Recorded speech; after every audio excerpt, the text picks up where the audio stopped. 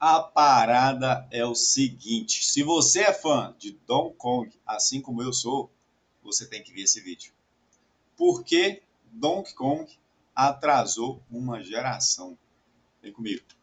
O ano era 1993. Se você tivesse a capacidade de viajar no tempo e encostar o ouvido no chão da indústria dos games naquele exato momento, o que ouviria não seria o som de moedas caindo ou trilhas sonoras elegantes. Você ouviria um aviso de terremoto. O mundo que conhecíamos, aquele universo seguro construído sobre sprites chapados e rolagens lateral, estava morrendo. O cheiro da obsolescência Famoso estava no ar. 2D. A guerra dos consoles estava em um impasse sangrento entre a Nintendo e a Sega, mas no horizonte, uma tempestade perfeita se formava. A Sony preparava o PlayStation, e a palavra de ordem era só polígonos. PlayStation is not a normal game system? A narrativa em Wall Street era cruel. O Super Nintendo, com seus modestos 16 bits, era uma relíquia, um dinossauro prestes a ver o meteoro cair. A Nintendo precisava de um milagre para provar que a sua máquina ainda tinha fôlego. Mas a resposta para esse dilema de bilhões de dólares não veio de um laboratório em Kyoto ou do Vale do Silício. Ela veio de um lugar onde o tempo parecia ter parado. Uma vila minúscula na Inglaterra, cercada por ovelhas e neblina, chamada Twycross. Foi dentro dos muros de pedra de uma fazenda do século XVIII que um grupo de britânicos realizou o impossível. A história de hoje não é uma história sobre a lore de um jogo, sobre os personagens ou sobre aquele mundo. A história de hoje é sobre como uma pequena equipe liderada por pessoas brilhantes conseguiu revolucionar completamente a forma como entendemos inovação e criatividade através da limitação. Então já deixa o like no vídeo, dá aquela hypada pra ajudar, confere se você não tá inscrito, se acomoda e vamos direto pra... Então, aproveitando a deixa aí, já deixa seu like no vídeo, já se inscreva aqui no canal. A história de como Donkey Kong Country foi criado. Comenta aí também se você jogava, se já jogou, se gosta de Donkey Kong Country.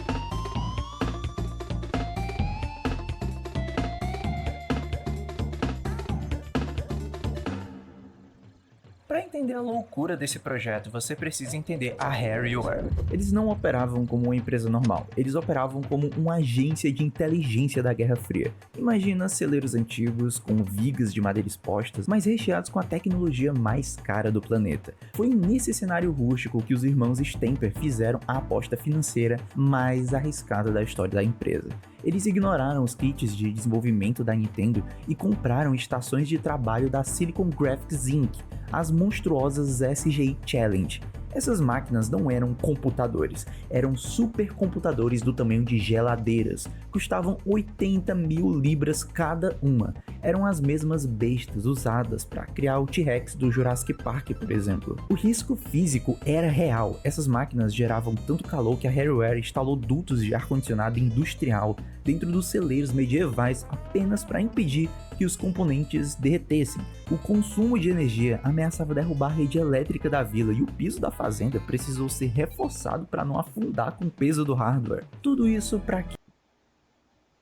Cara, para imaginar, né, que o tamanho que já foi.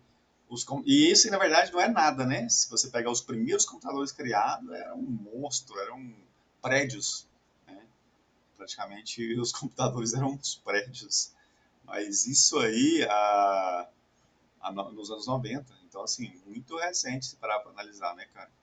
Olha o tamanho dos hardware que precisava para fazer algo que hoje em dia é muito plano audacioso, quase arrogante, de colocar gráficos daquelas máquinas potentes num console de 16 bits, um plano chamado ACM. O termo ainda tem isso, né? Ou seja, a tecnologia ali só suportava Advanced 16 Computer bits. Modeling, ou ACM, era um lindo jargão de marketing, mas a realidade por trás dele era uma engenharia de ilusão focada em um único objetivo: enganar o seu cérebro. Pense no Super Nintendo como um pintor talentoso que só sabe pintar em 2D. Exatamente. Ele não entende polígonos, luz ou sombra. Então, como a Harryware colocou 3D nele? A resposta curta é: eles não colocaram. Eles fotografaram o futuro e enviaram as fotos pro passado. O processo era insano. Nas estações do SGI, artistas modelavam os personagens em 3D real, aplicando texturas de pele e metal, calculando iluminação pixel a pixel.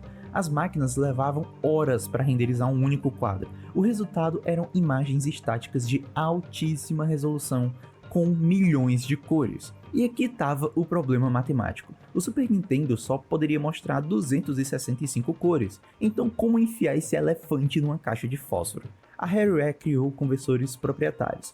Um software analisava a imagem de 16 milhões de cores e selecionava algoritmicamente as 15 cores. E isso em 94, meu parceiro. Em 93 para 94. Imagina só que Exatos loucura. que melhor preservavam o volume daquela imagem. Isso mantinha a aparência arredondada do 3D, mesmo transformando tudo em pixel art. Mas a maior bruxaria aqui estava nos cenários. Olha para essa fase da selva. Parece uma pintura contínua e orgânica, né? Pois é um truque. A Rare renderizava a selva inteira em 3D e usava um algoritmo para procurar repetições minúsculas. Se uma folha no canto superior fosse idêntica a uma do canto inferior, o jogo guardava o gráfico apenas uma vez e o referenciava 2 vezes. Era um quebra-cabeças digital caótico, onde as peças se repetiam milhares de vezes sem que o olho humano percebesse o padrão. E foi assim que eles criaram cenários que, teoricamente, deveriam ter explodido a memória do console. E enquanto a equipe visual lutava contra os limites da visão, um homem travava uma batalha solitária contra o silêncio. David Wise. O chip de som do Super Nintendo, o Sony SPC700, é uma peça de hardware lendária, mas era incrivelmente limitada para o que o Wise queria fazer. Ele tinha apenas 64 KB de memória RAM para o áudio, 24 KB. Isso é menor do que um e-mail de texto hoje em dia. Nesse espaço microscópico ele tinha que colocar todas as amostras de instrumentos, os sons de pulo, as explosões de barris e toda a partitura musical. A maioria dos compositores da época aceitava essa limitação e criava músicas com amostras curtas e repetitivas, mas o Wise não queria fazer música de joguinho.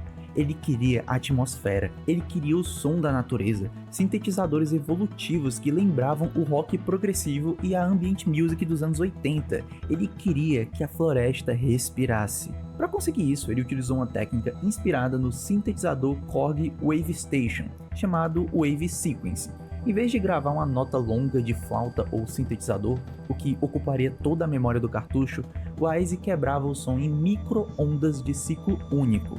O chip então era programado para tocar essas micro-ondas em sequência rápida, mudando o tom e o volume em tempo real, como um mosaico sonoro sendo montado na velocidade da luz. Isso criava texturas sonoras que mudavam, evoluíam, dando a impressão de instrumentos complexos e ricos, mas usando frações de memória. E ele fazia isso tudo na mão. O Wise... Caraca, mano. É muito trabalho, muito trabalheira, mano. Caraca. Mas sim, valeu muito a pena, porque o jogo ficou um absurdo. frequentemente programava a música digitando valores hexadecimais diretamente no código. O resultado máximo disso é a faixa Aquatic Ambience. Essa música não é só bonita, ela é uma peça de design espacial.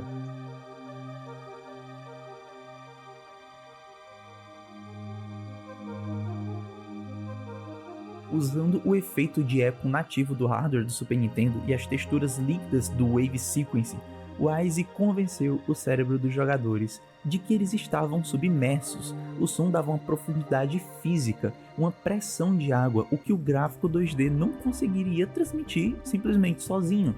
Foi o momento em que a música de videogame deixou de ser um acompanhamento e passou a se tornar a alma do ambiente.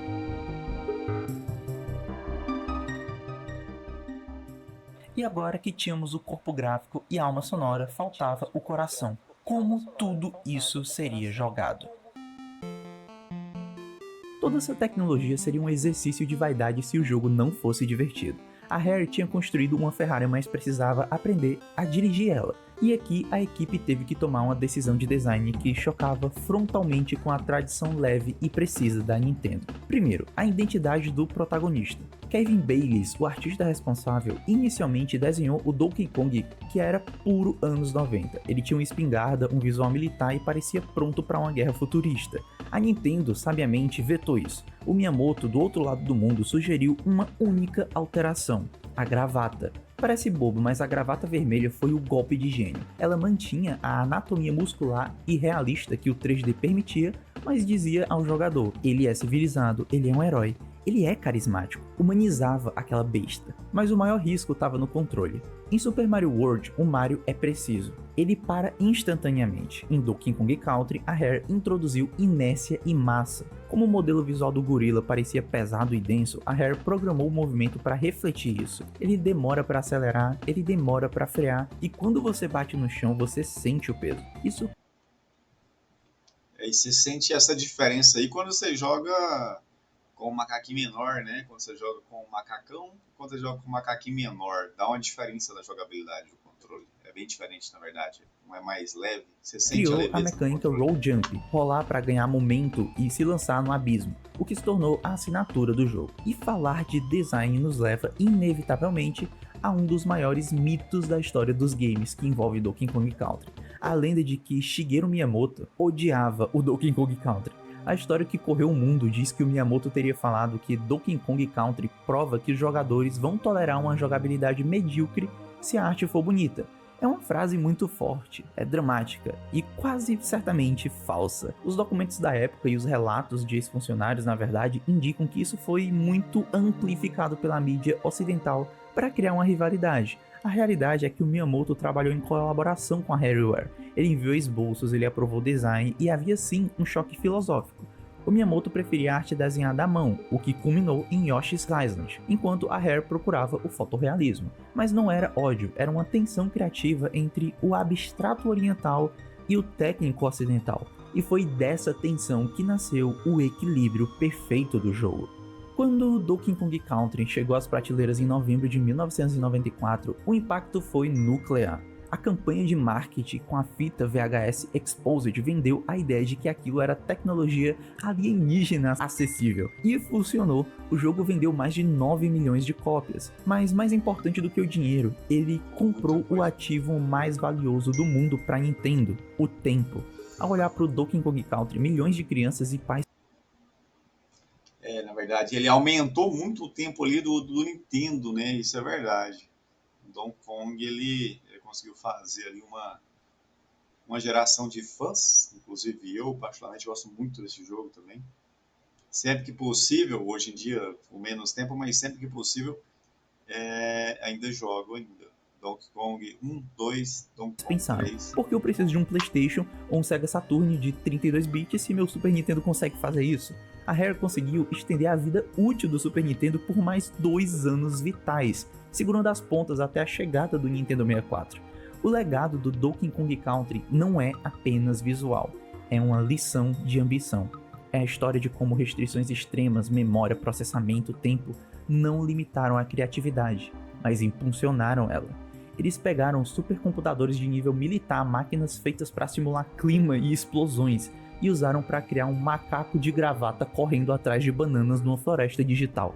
E honestamente, essa talvez seja a melhor definição da magia dos jogos que eu consegui imaginar. Eu sou o Dev Narrador, muito obrigado a todos que chegaram até aqui. Não se esqueçam de conferir se vocês não estão inscritos. E essa foi a história de como Donkey Kong Country foi criado. Até a próxima e dá uma olhada. Muito bom vídeo, inclusive. Já se inscrevam aqui no canal. Muito bom vídeo. Canal Dev Narrador. Então já se inscrevam aí no canal. E se inscrevam também aqui no canal. Se você não for inscrito, deixa seu like. Comenta aí embaixo se você gostou do vídeo. Comenta aí se você já jogou Donkey Kong. Então vou ficando por aqui. Até o próximo vídeo.